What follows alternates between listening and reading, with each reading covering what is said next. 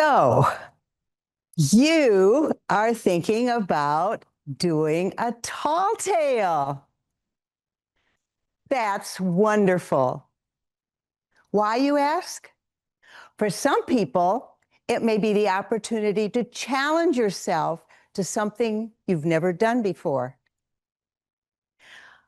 Also, a tall tale is fun. It's fun for the audience, and it's fun for you. It's a great avenue of creativity, and you'll find out more about that. And did I mention there will be trophies recycled? Wait, what is a tall tale? Well, my definition, and I think it is Toastmasters International's definition, a 3 to 5 minute presentation that is a story that's exaggerated, clever, humorous, and it ends with a twist. Some tips. Start at the end. Start at the end. Get your twist. Get that clever play on words. And then you build the story up to be that ending. Make sure that you don't give away that clever twist. I've seen it happen a time or two, perhaps even with the choice of the speech title. I know where that's going. You have to be careful about that. Let me see what my other tips are. Oh, yes. Make sure you use exaggeration, like the old Pecos Bill or Paul Bunyan, or just humor or cleverness.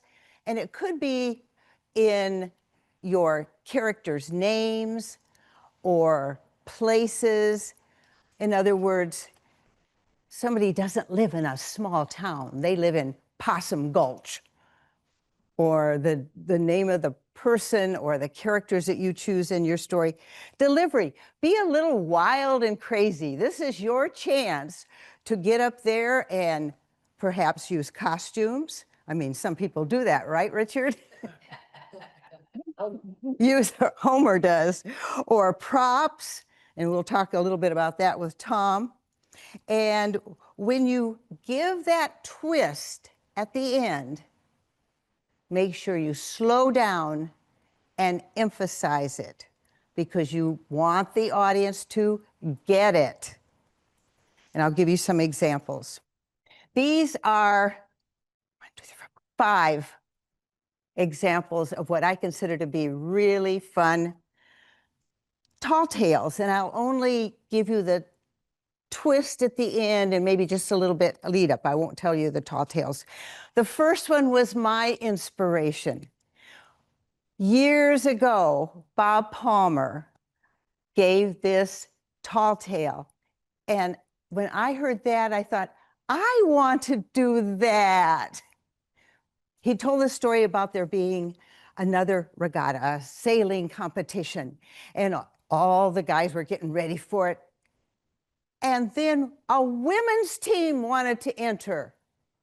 Oh my goodness, I forget, Captain so-and-so. He would have none of that. So he had a ploy where he somehow dove down and he drilled a hole into the women's boat. And the punchline, the clever twist, was he caused the leak of women boaters.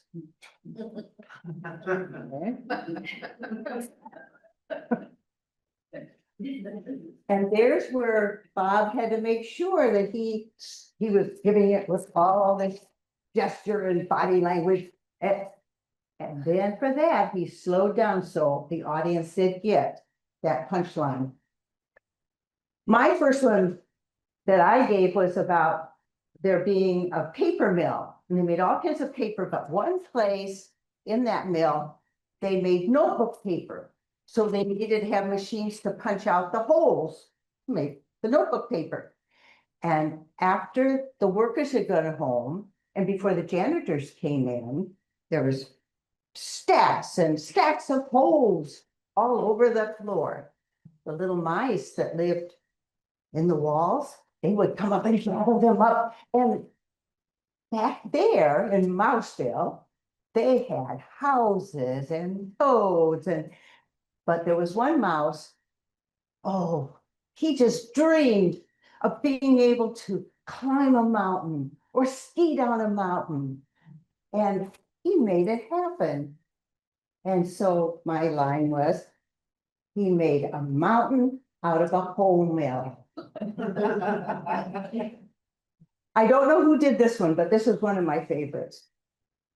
It talked about a lady named Kathy or Catherine. She died and they had issues with moving her casket from one place to another.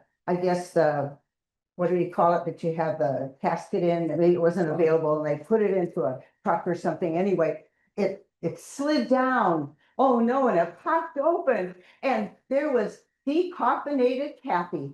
Marvin Ehrenberg. Oh, okay. But I thought, boy, who would ever think of that? She was decaffeinated Kathy. My husband, Tom, as I said, you could use costuming off. I helped him get ready and he showed up with a bare chest covered up by a vest and I made stripes on him. But anyway, he told this story about showing his manhood and going out and conquering all these challenges out in the Amazon someplace. And then as he would come, the chief would, for his valor in fighting off some giant snakes or whatever, give him a certain color on his chest. And then he did something else. And he got a red one and then a white for fighting something else and a blue one for something else. And at the end, then Tom divulged that he would proudly wear his Tarzan stripes forever. Tarzan. And one more. I had a dear friend and her favorite movie was The Wizard of Oz. And she came up with a story about being out on the farm and they had a turkey named Bosley. She went there, but somebody lost a ring and they searched all over that farm and could never find it. Well, you know what happens when you have a turkey? Things progress and the turkey becomes turkey dinner. And as they're preparing it, the ring was found in the Gizzard of Oz.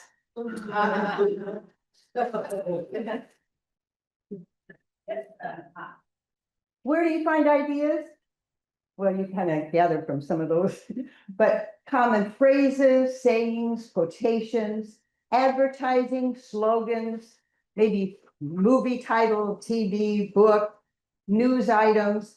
Tom and I once took a long trip. We were driving across country and we just thought about them and we had dozens of ideas, those little punchlines, those twists that we could possibly, maybe not, but possibly could come to fruition as another tall tale.